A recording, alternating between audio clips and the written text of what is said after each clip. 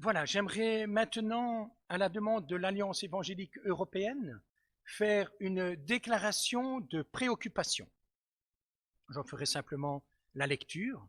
Aux unions d'églises membres du Conseil national des évangéliques de France, l'Alliance évangélique de France, aux unions d'églises membres du réseau évangélique suisse, Alliance évangélique de Suisse romande, aux unions d'églises évangéliques de Belgique francophone par l'intermédiaire du synode fédéral, ainsi qu'au pastoral de Belgique francophone par l'intermédiaire de l'Alliance évangélique francophone de Belgique. Message qui date du 25 juin 2020.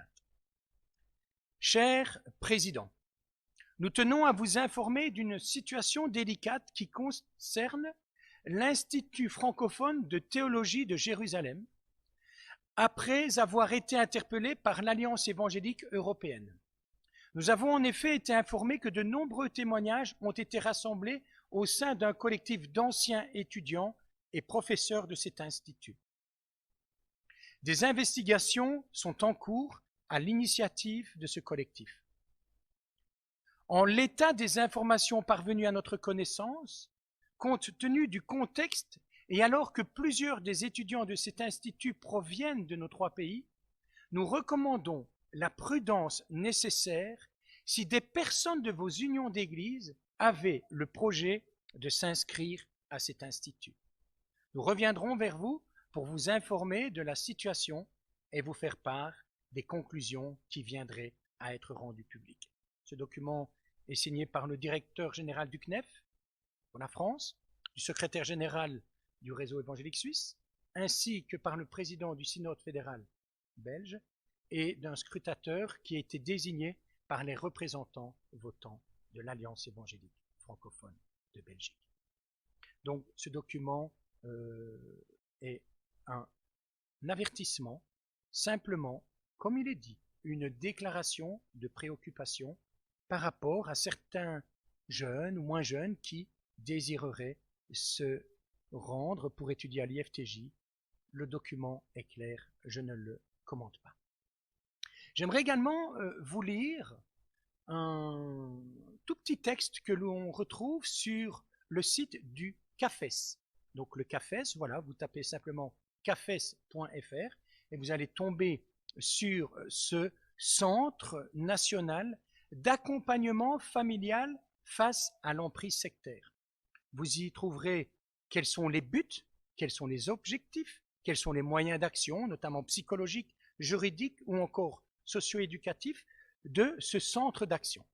Et ce petit texte, évidemment, nous intéresse au plus haut point, dans notre région du Borinage, concernant une pétition qui circule aujourd'hui sur Facebook.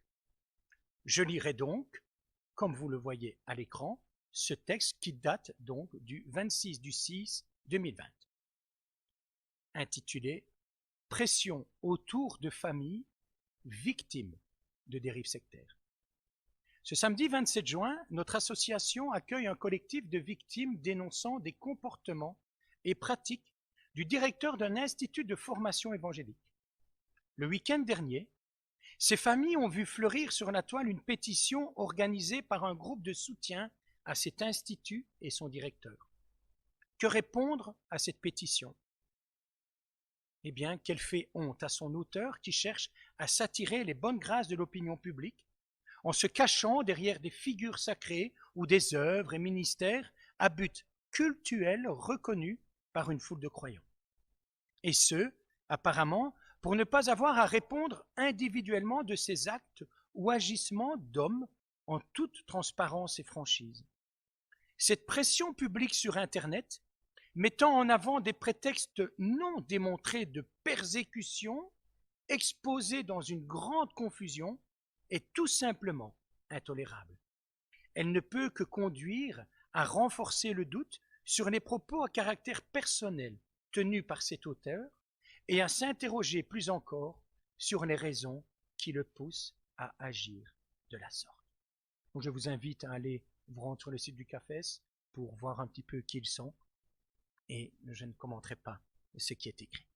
Voilà, je n'ai pas d'autre annonce à faire et je vous inviterai juste à la prière.